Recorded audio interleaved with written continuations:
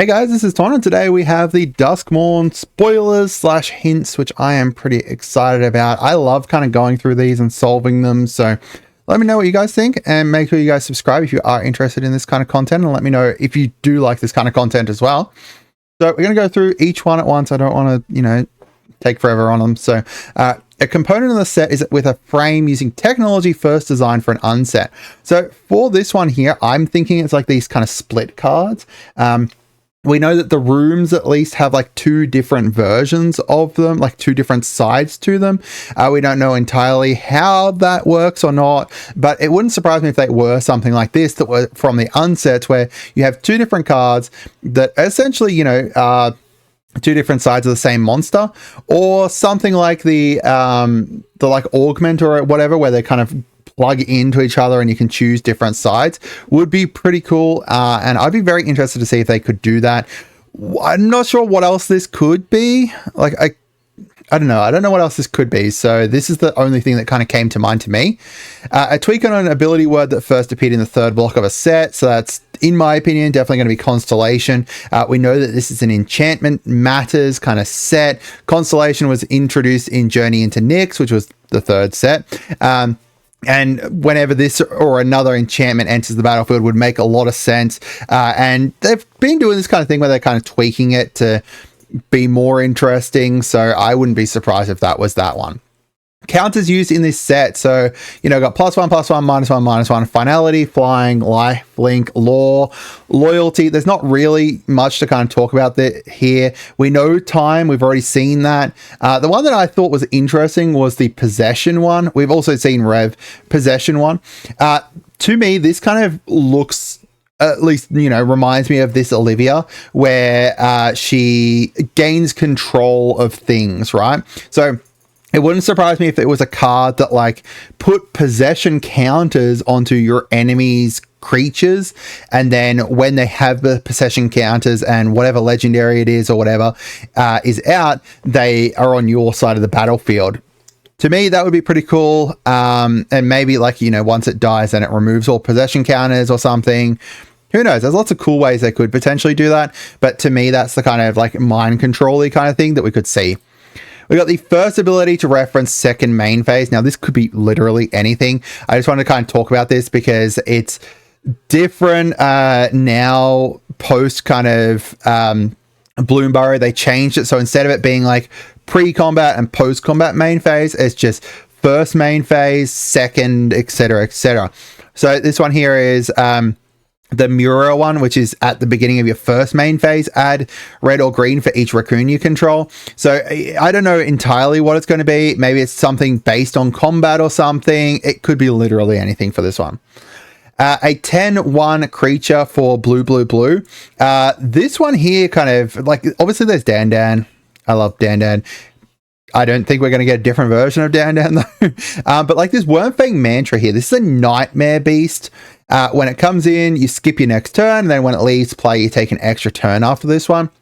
Given the fact that it's like a nightmare, it could be a very interesting kind of new take on this. But again, it's a 10/1 creature for blue, blue, blue. It could be literally anything too.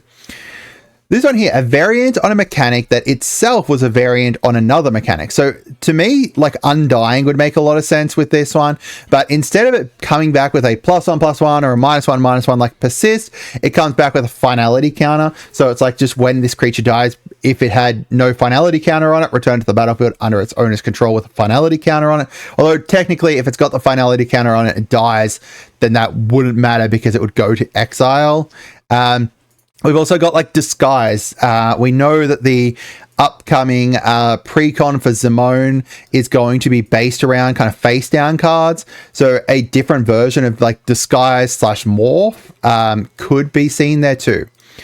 A modal 3-mana white mass removal spell. So far we've had like Austere Command and Farewell. Both are, white mass removal spells, but they're also like, 6 mana.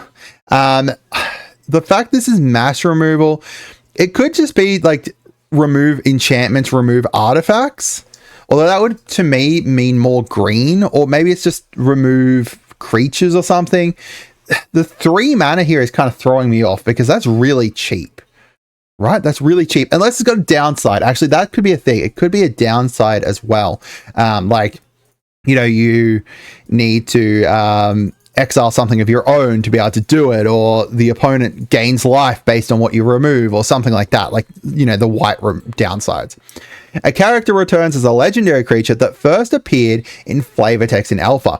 Now, 2 ones came to me, Norin the Wary and Asmo. I am not going to pronounce that whole name. This is literally too long for the card. Both of these 2 could easily be coming back. I believe that both are potentially dead within the world, but given the fact we're going to Duskmourn, like a spirit version of them or a haunted version of them or something like that could be coming back.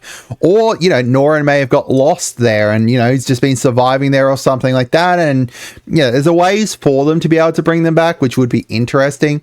And those are like the 2 that kind of stood out to me that were referenced in flavor text in alpha.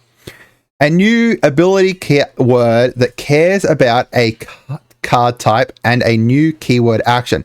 So this to me is talking about like linking in with this other hint here, unlock a locked door. Like, I think this is to do with rooms and stuff. We don't know the mechanics of rooms. However, they did say that rooms is not a card type. I believe it's a subtype.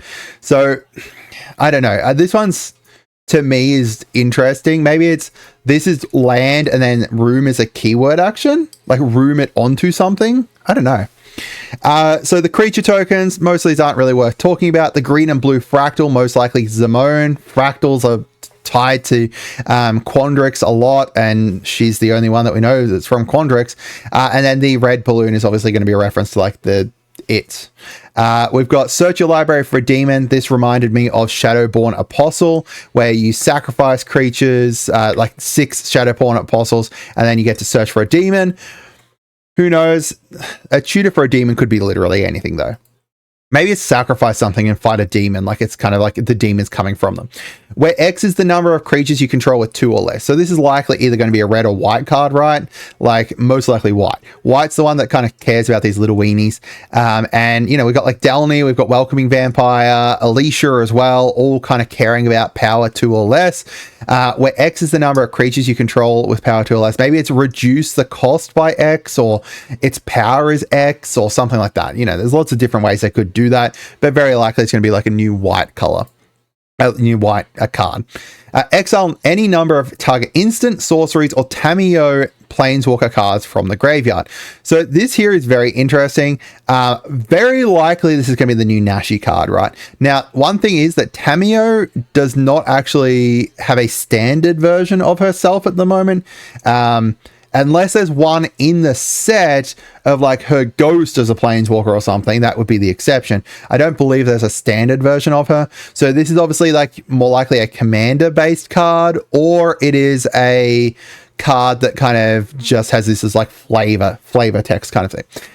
That's like designed for other formats. Now it could also be Kato. Kato did fight Tamiyo from memory, as well as the Wanderer, but we've seen the Wanderer's card already. More likely, you know, it's Nashi, especially given one of the hints that's later on. The same is true for creature spells you control and creature cards you don't own. So that's very likely like a Maskwood Nexus, Biotransference kind of thing. Biotransference turns them all into artifacts in addition to their types. So like maybe it turns them into nightmares or horrors or spirits or something like that. You have no maximum hand size and don't lose the game for having 0 or less life. This one here screamed to me Jace. We know that Jace has previously had cards to do with like, you know, hand and drawing and stuff along those lines. And we also know that he went and got Prof's Magic or something along those lines. So having it like have Prof's Magic, and that could be like a new version of Jace.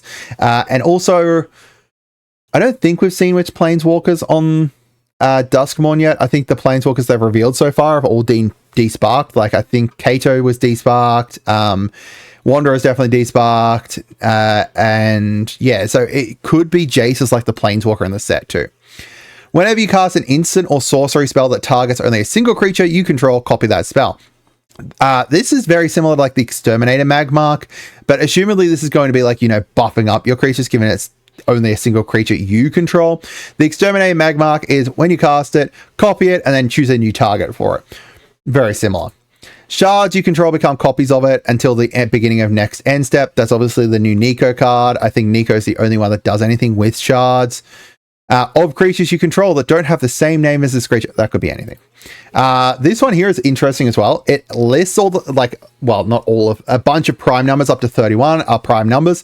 So there is a horror movie called Cube. I think it's Canadian, and it's to do, like, part of the storyline has to do with like prime numbers and stuff. So it could be very much a reference to this, like an enchantment that kind of references this, where, you know, you need prime numbers, or, you know, prime number stuff whenever it attacks you or something gets removed, or protection from prime numbers. You know, there's lots of ways they could do that, but likely a reference to this horror movie. So as for the creature types, we've got a new creature type, Human Doctor. Doctor has only been used previously for actual Universes Beyond stuff, whether it was, you know, the actual Doctor, or like they used it with the Fallout set as well. So that looks like they're kind of moving Doctors over into the main set, which is cool. We've had Survivors. Now, from what I could find, the only Survivor we've got currently is this token creature, Survivor. So we're going to have, you know, Survivor actually becoming a creature type. We've got a legendary creature, Rat Ninja Wizard. That's the new Nashi. I'm like a 99% sure, right? That has to be the new Nashi. And given the fact that he's got the wizard, that kind of makes me reference more that instant and sorcery and Tamiyo Planeswalker card from earlier. We've got legendary creature, Elder Dragon, Velgavoth. I'm 95% sure it's going to be an Elder Dragon. Elder Demon. He's a demon. He's like the boss. He's the Elder Dragon, Elder Demon. I keep saying dragon for some reason. We've got creature, Human Clown Berserkers. Clowns have only been used in the Infinity set, so now we're going to see them in the main set, and this is, I love this. I love that name. I like the tagline there. We've got creature, toy, monkey toy here, so obviously that's going to be like the clapping monkey toy, and toy is a new creature type as well. We've seen like the twitching doll already. And then there's some other ones that aren't really worth mentioning. You know, the fact there's a shark there, an eye coming back is really cool as well. All right, and then we've got creature, card names. So Don't Make a Sound is obviously reference to the literal movie coming out this year. That's a reference, like a remake of an older movie or older short or something like that. That's called Don't Make a Sound. We've got Exercise for Exorcist. Friendly Ghost is obviously going to be a reference to like Casper. Let's Play a Game, reference to Saw, and you can see the art for it already down here. Meat Hook Massacre 2. If Meat Hook Massacre was so good, why is it not Meat Hook Massacre 2?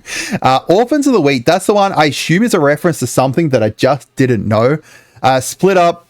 Yeah, Split Up and Jump Scare and Acrobatic Cheerleader are all just kind of tropes. And then Unsettling Twins being a reference to The Shining, obviously, and there's the art for it. So let me know what you guys think. I hope you guys had a great day and goodbye.